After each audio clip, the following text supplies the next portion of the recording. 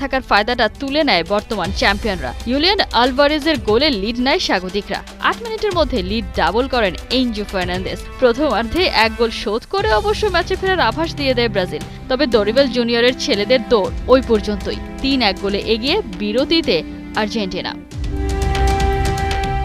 দ্বিতীয়ার্ধেও দাপট ধরে রাখে ডিপলরা। ওদের সামনে খেই হারায় সেলেসাওরা।